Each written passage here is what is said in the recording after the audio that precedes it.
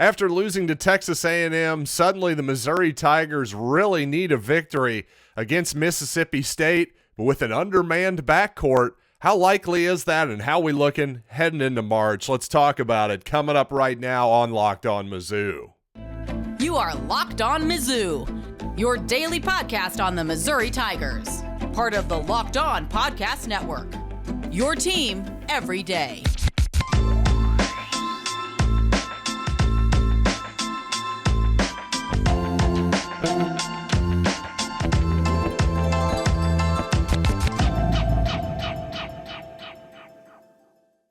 Hey, all you true sons and daughters, I'm John Miller, your Mizzou mafioso and the central scrutinizer of Missouri Tigers football and basketball.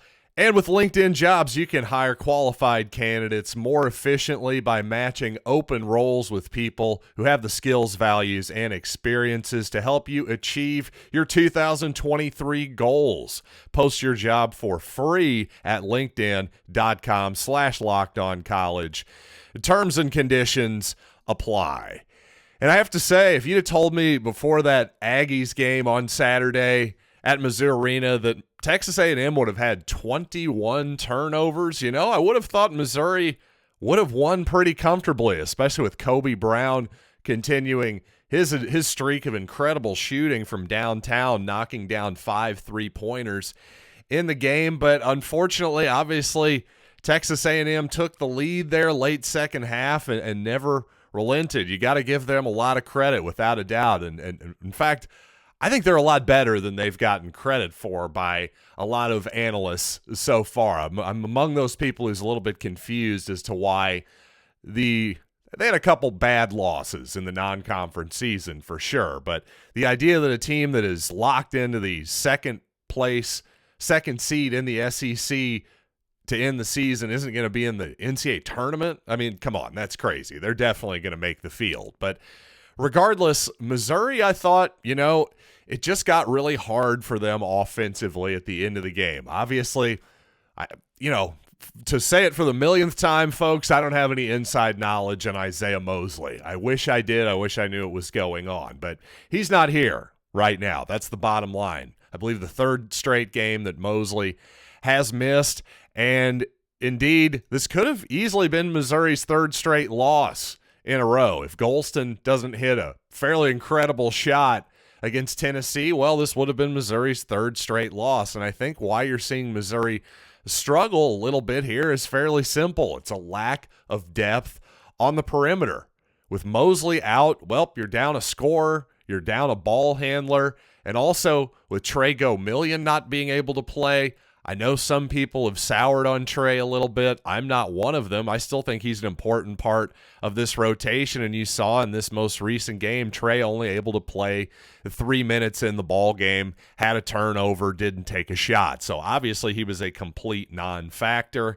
And I think when, frankly, Nick Honor at this point is starting to seem a little bit tired to me, and he hasn't shot the ball well in SEC play either. You look at his three-point shooting on the year and you think, okay, he's shooting 39% on the season, but in SEC play, it's around 26% or so.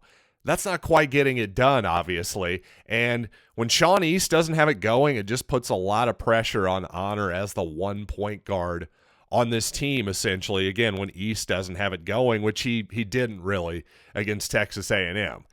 Also, East, not a particularly good three-point shooter, to say the least, but he's really, really good inside of the three-point arc. One of the best in the conference, in fact, I would say, scoring inside the arc and also making his free throws when he gets to the line as well. So I really like Sean East, but then, again, other than that, who do you have? Because Demoy Hodge, as much as I love Demoy Hodge, and he had a good ball game for sure on Saturday, he's not a playmaker. He's not a guy who's going to get his own shot or really set anybody else up too often. He's great away from the ball, getting off quick three-pointers and cutting back door, that kind of thing.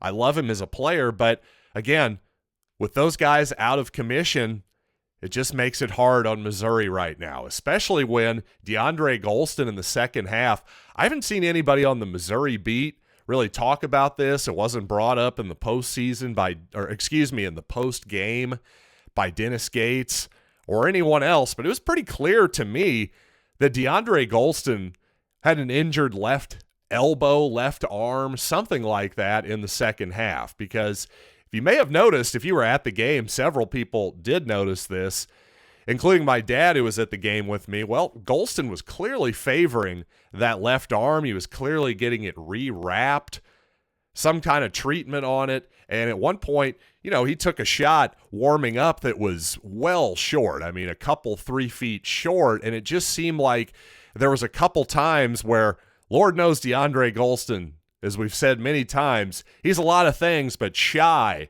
when it comes to shooting the basketball is not one of them. And I thought there was a very obvious moment in the second half when he passed up a shot, late shot clock on the left wing, and basically hot potatoed it to Kobe Brown in the corner and gave him a much, much more difficult attempt. I think a healthy Gholston would have clearly shot that ball. He just looked compromised to me. So when you go down the stretch there, it's basically Kobe Brown having to do way too much offensively. And Texas A&M, they're just surrounding him. The best offense Missouri had was basically, hey, Kobe Brown trailing the play on a three-pointer, just fire it up there. And honestly, you can make a pretty compelling case at this point that Kobe Brown should be shooting more three-pointers than he is right now. He's shooting the ball that well. He's shooting the ball. I mentioned that Honor is not shooting it well in the conference. Well, actually, Kobe keeps getting even better. He's actually number one in the conference, shooting 49% from downtown right now. So if anything, I'd like to see Kobe get up as many as 10 threes attempted in a ball game the rest of the season. That's been maybe Missouri's best offense consistently for the whole year. And by the way, this incredible barrage of three-point shooting that Kobe Brown has put on display this season, well, it mostly came out of nowhere, too. For his first 3 seasons at Missouri, he was in the 20%, 25% kind of range. He had never been over 30% as a three-point shooter, so just not a plus part of his game whatsoever.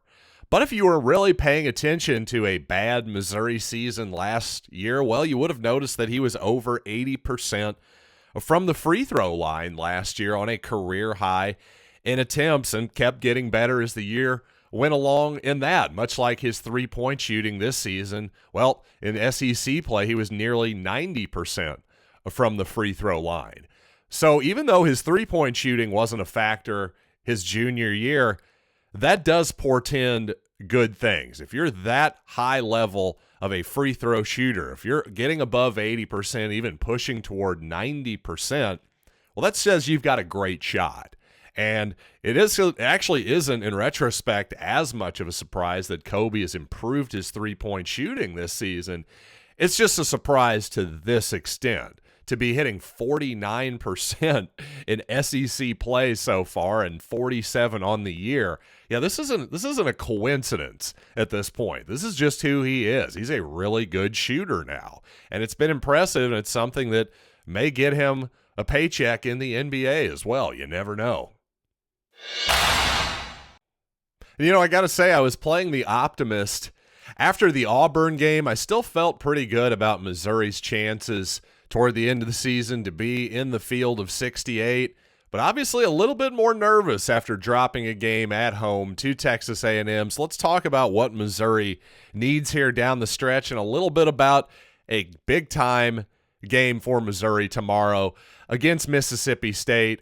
But before we get there, let me tell you that as a small business owner or hiring manager, you know that success in 2023, well, that depends on many factors, but of course, it mostly depends on surrounding yourself with the best people you possibly can. Well, that's why you need LinkedIn Jobs, so you can hire qualified candidates more efficiently by matching open roles with people who have the skills, values, and experiences to help you achieve your goals this year.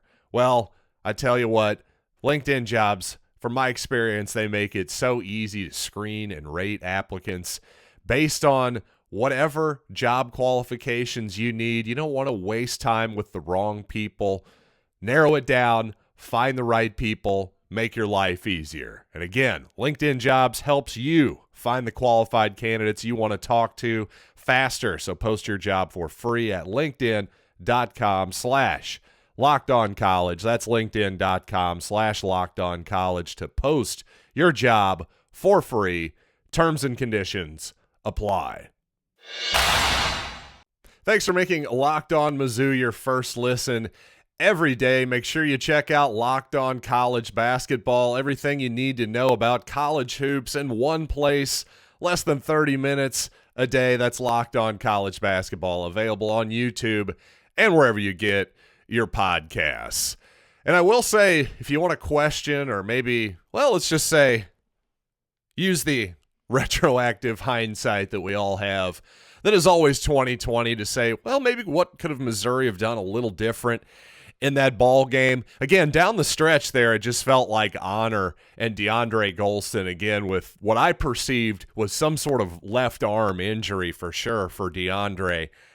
Just didn't look like himself at all physically in the second half in particular. He looked fine in the first half, but at some point in that first half late, I suppose he must have injured that arm. But anyway, regardless, as I was saying, it was just basically, where were you going to get a basket down the stretch? It was basically, well, Kobe's going to have to make something happen and perhaps kick it out to Demoy Hodge. But other than that, didn't seem like a lot of guys really wanted to shoot. You certainly can't count on Mohamed Diarra at this point to go get his own basket. Although, I thought Diarra played well and gave us a solid 20 minutes for sure. And sometimes when the offense has gotten a little bit slow and discombobulated, as I felt it did for Missouri, especially in that second half quite a bit, and at the start of the game as well, to be fair, well, sometimes you might think, let's go 4 guards. And technically Missouri could have done that. You could have gone, East, Honor, Hodge, Gholston, and Kobe Brown, for instance. But again, the problem is those are basically the only guards you have on your squad right now. So if you're going to try to play up tempo that Missouri wants to, and especially on defense, they're trying to turn Texas A&M over, which they did effectively. We're going to need some depth at a certain point. Demoy Hodge played 31 minutes in that ball game. He's running around all over the place offensively and defensively. It's hard to imagine that he can play all 40 minutes as effectively as he did in about 31, in my opinion. Same deal. If I'm saying Nick Honor is seeming like there's a little bit too much on his plate right now, well, again, you can't ask him to play the entire game, essentially. So to me, actually, the way the game was going, Noah Carter was really attached to the bench there in the second half. I actually would have considered going 3 forwards there. Put in a third forward. Put in Carter, Mo Diarra, and Kobe in at the same time because, again, the guards just didn't have it. I'm not saying that's an ideal combination defensively. Texas A&M may have been able to exploit some matchups there, but then again, I think Kobe Brown can defend a perimeter player for a few minutes. I do, especially the way Missouri switches, all the ball screens and everything. Does it even really matter whose man is on whose at a certain point? Texas A&M was hunting Mohamed Diarra in switches for a lot of the second half and down the stretch anyway. So if that's the matchup that they're going to get to one way or the other is a guard on Mohamed Diarra on the perimeter, well, what does it even matter what the other matchups are? And offensively, obviously Carter and Diarra, and especially Kobe Brown, can space the floor. I just thought we maybe could have gone a little bit more unconventional lineup-wise there against Texas A&M in the second half. Again, just trying some stuff. Once you realized Gholston was compromised, again, nobody else is talking about this, so maybe I'm wrong. But to me, to my eyes, it was pretty obvious there was something going on with Gholston in the second half. So try something a little different. That would have been my advice, and maybe something Missouri should do on Tuesday night against Mississippi State. Because again, if you're going to lose the rebounding battle, you have to get the turnover battle going. Well, I do think that, if you play those three forwards in that particular lineup, you're probably not going to have as many turnovers, but you should get more rebounds too. So it's kind of a wash, right? I just don't think Missouri has enough depth right now to play a 4-guard lineup or even a 3-guard lineup for the entirety of the basketball game.